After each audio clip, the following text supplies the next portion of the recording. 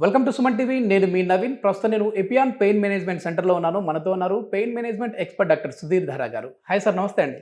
నమస్తే నవీన్. సార్, చాలా మంది కూడా డయాబెటిక్ అటాక్ అయిన తర్వాత మేము వాకింగ్ చేయాలి, వాకింగ్ కంపల్సరీ అంటుంటారు. కానీ వాళ్ళకేమో పాపం మోకాళ్ళ నొప్పులు ఉంటాయి. మోకాళ్ళ నొప్పులు పెట్టుకుని నేను వాకింగ్ చేస్తే మోకాళ్ళు అరిగిపోతాయి కదని భయపడతా ఉంటారు. దానివల్ల ఒబెసిటీ కూడా వస్తూ ఉంటుంది.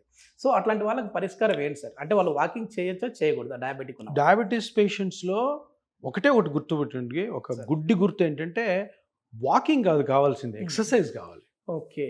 డాక్టర్ గారు ఏమంటారు, షుగర్ మందులు రాసిన తర్వాత కొంచెం వాకింగ్ చేయండి అమ్మ అంటారు.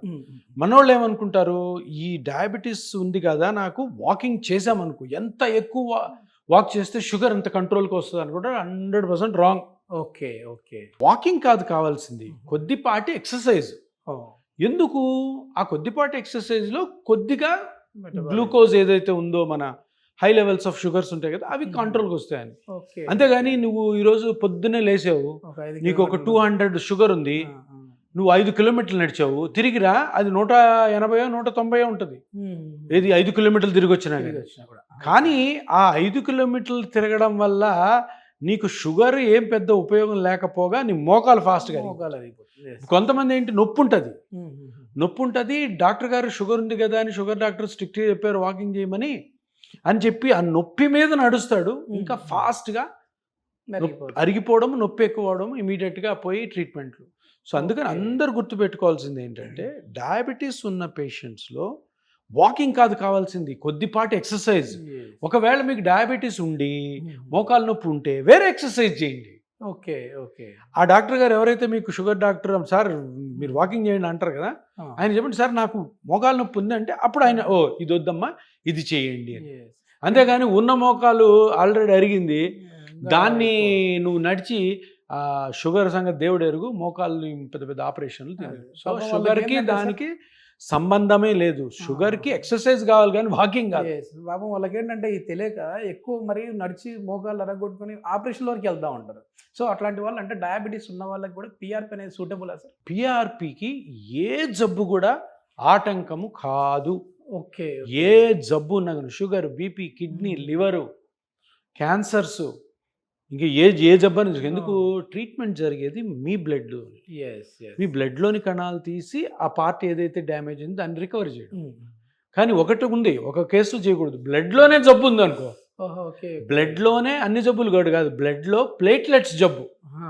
ప్లేట్లెట్స్ మీద కదా గ్రోత్ ఫ్యాక్టర్స్ ఉండేది. ప్లేట్లెట్స్లోనే ఏమన్నా ప్రాబ్లమ్స్ ఉంటే అప్పుడు ఇది పని చేయకపోవచ్చు.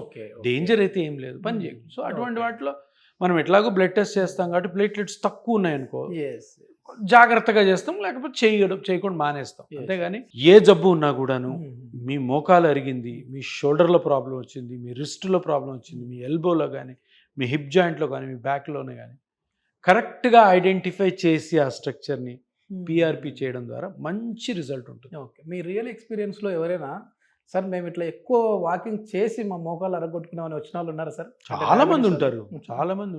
ఈ అవేర్నెస్ ఇప్పుడు వస్తుంది. ఇప్పుడు నేను చాలా ఎగ్జాంపుల్స్ వైరల్ అయింది సార్ చాలా వరకు. ఆ వీడియోనే అసలు మేము నడవాలా వద్దా అని చెప్పేసి వాళ్ళకి ఇప్పుడు క్లారిటీ ఇచ్చారు. ఒకటి, ఇప్పుడు ఏ ఎక్సర్సైజ్ కూడా అమృతం కాదు. ఎక్సర్సైజ్ చేసేసి ఎక్సర్సైజ్తో జబ్బులు రాకుండా, ఎక్సర్సైజెస్తో జబ్బులను నయం చేసుకున్నట్టు ఎక్కడ దాఖలాలి. ఇప్పుడు నీకు బీపీ రావాలండి, నువ్వు రోజుకు 100 కిలోమీటర్ వాక్ చేయి, బీపీ వస్తుంది నీకు. జెనెటిక్లో ఉంటుంది. షుగర్ రావాలి, ఎవడు ఆపలేడు, వచ్చిన తర్వాత కంట్రోల్ చేసుకోవాలి, కానీ జబ్బుని ఆపలేరు. హెల్త్కి ఎక్సర్సైజ్కి సంబంధమే లేదు. నేను చెప్పేది ఇదే. అందరూ ఏమనుకుంటారంటే, సార్ నేను ఫిట్గా ఉండాలి అందుకని వాకింగ్ చేయాలా, నేను ఫిట్గా ఉండాలి అందుకని నేను జిమ్కి వెళ్తాను, నేను ఫిట్గా ఉండాలి నేను స్కిప్పింగ్ చేస్తాను, నేను మ్యారథాన్ చేస్తాను. 100% రాంగ్. అందరు తెలుసుకోండి, తప్పది. హెల్త్కి ఎక్సర్సైజ్కి సంబంధమే లేదు. నీ హెల్త్ బాగుంది అంటే నీకు జబ్బు లేదని అర్థం. కాంట్రవర్సీ కాదు, పచ్చి నిజము. ఎవడు కాంట్రవర్సీ చేయలేదు. రమ్మని నాకు ఎక్సర్సైజ్ గురించి, హెల్త్ గురించి ఎవరన్నా డిబేట్కి రమ్మనండి. అంత రాంగ్ అయిపోతుంది. అంటే అంత కమర్షియల్ యాక్టివిటీ. ప్రతి exercise commercial activity, walking commercial activity, ఈ మ్యారథాన్లు commercial activity, gym commercial activity. Okay. ఇక జుంబా డాన్స్లు ఇవన్నీ కూడా ఎందుకు, దానికి డబ్బులు పే చేయాలా, ఫ్రీగా చేస్తారా? జిమ్లో ఫ్రీగా ఎంటర్ అవనిస్తాడు నీకు. లేదండి. అదేంటి జిమ్ చేయాలి, ఫిట్నెస్ ఫిట్నెస్ ఫిట్నెస్. జిమ్కి పొమ్మని ఏ డాక్టర్, ఎంబీబీఎస్ డాక్టర్ చెప్పకూడదు. ఓకే. ఓకే.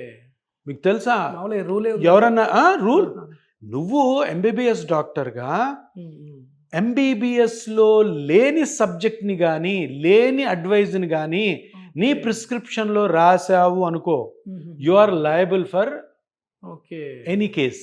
అందుకనే ఎవరన్నా ఎంబీబీఎస్ డాక్టర్ మీరు యోగా చేయండి అమ్మా అని రాశాడు అనుకో, చెప్పాడు అనుకో, రాసివ్వండి సార్ అనండి. ఫిజియో దాంట్లోకి రాదా సార్? ఫిజియో వేరు, ఓకే, యోగా వేరు. ఫిజియోథెరపీ అన్నది ఫిజియోథెరపిస్ట్ ఎవరైతే క్వాలిఫైడ్ ఉన్నారో వాళ్ళు చేయాలి. యోగాలో క్వాలిఫైడ్ ఎవరు ఉండరు. యోగా సైన్సే కాదు కదా. యోగా అన్నది స్ట్రెచ్చింగ్ ఎక్సర్సైజెస్, అర్థమైందా? సో ఇప్పుడు ప్రిస్క్రిప్షన్లో యోగా అని రాయకూడదు, మనం కేసు అవుతుంది.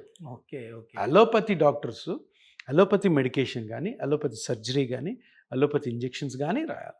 అంటే నేను ఎందుకు చెప్తున్నానంటే, యోగా అన్నది చాలామంది చేస్తున్నారు, యోగా అన్నది చాలా న్యాచురల్ థింగ్ అని, సో యోగా అన్నది చాలా సేక్రెడ్ థింగ్ అని ఇప్పుడు దాన్ని బాగా ప్రమోట్ చేస్తున్నారు. కానీ మీ మార్నింగ్ యాక్టివిటీ ఏంటి సార్? మీరు చేస్తారా చేయరా? వాకింగ్ 100% చేయను నేను. చేయరా? నేను ఏ ఎక్సర్సైజ్ చేయను. ఓకే. అంటే ఇంత ఫిట్ గా ఇంత బాగుంది. నేను అన్నాను కదా ఫిట్నెస్, నేను సన్నగా ఉన్నానంటే అందరూ జిమ్కి వెళ్ళి ఏం చేయను నేను. చక్క పొద్దున్న లేస్తాను, బ్రేక్ఫాస్ట్ చేస్తాను, హాస్పిటల్కి వస్తాను, తర్వాత సాయంత్రం వరకు ఇక్కడ ఉంటాను, నైట్ వెళ్ళి డిన్నర్ చేసి పడుకుంటాను. ఓకే. పాయింట్ అదే కదా నేను చెప్పేది. నేను ఎక్సర్సైజ్ చెయ్యొద్దు అంటే మినిమం చేయాలి. మినిమం చేసి exercise, too much of exercise చేయొద్దు, దానివల్ల నష్టం అని చెప్పి నేను టూ మచ్గా ఎక్సర్సైజ్ చేస్తే దెర్ ఇస్ నో పాయింట్. అందుకని ఎప్పుడు కూడా గుర్తుపెట్టుకోండి, హెల్త్కి ఎక్సర్సైజ్కి, హెల్త్కి జిమ్కి, హెల్త్కి మ్యారథాన్లకి, హెల్త్కి సైక్లింగ్కి, హెల్త్కి స్కిప్పింగ్కి, హెల్త్కి ఇతరత్ర వేరే అనవసరమైన ఎక్సర్సైజ్కి సంబంధమే లేదు. నీ హెల్త్ బాగుందంటే నీకు జబ్బులు లేవన్నది. జబ్బును ఆపడం దేవుడి వల్ల కూడా కాదు. ఎస్. నాకైతే ఒక మంచి క్లారిటీ వచ్చింది సార్ మీతో మాట్లాడిన తర్వాత. ఎందుకంటే మొత్తానికి ఏదో ఈ మోకాళ్ళ నొప్పులు వచ్చాయి, లేదంటే మనం ఏమో షుగర్ లెవెల్స్ తగ్గించుకోవాలని చెప్పేసి వాకింగ్ ఎక్కువ చేస్తే ఇంకా తగ్గిపోతుంది అనుకుంటారు, కానీ దానివల్ల ఆపరేషన్ వరకు వెళ్తారు. అట్లా కాకుండా దానివల్ల ఇంకొకటి వస్తుంది, మోకాలు అరిగి దానికి ఆపరేషన్. అట్లా కాకుండా ఇట్లా ప్రాబ్లం ఉన్న వాళ్ళకి పిఆర్పి అనేది సూటబుల్, చాలా హ్యాపీగా చేసుకోవచ్చు. నేను ఒకటే అంటాను, మోకాలు నొప్పి వచ్చింది, మోకాలు నొప్పికి ఫస్ట్ ఆఫ్ ఆల్ మనం ట్రై చేయాల్సింది ఏంటంటే అందులో ఏం జరుగుతుంది, దాని తర్వాత అన్ని సింపుల్ ఆప్షన్స్తో పాటు పిఆర్పి కూడా చాలా మంచి ట్రీట్మెంట్ అని ప్రూవ్ అయిపోయింది. సో అందుకని తప్పకుండా పిఆర్పి గురించి అందరూ తెలుసుకోవాలి. పిఆర్పి అన్నది అత్యుత్తమమైనటువంటి ఆపరేషన్ లేని ట్రీట్మెంట్స్లో నెంబర్ 1 అని చెప్పొచ్చు.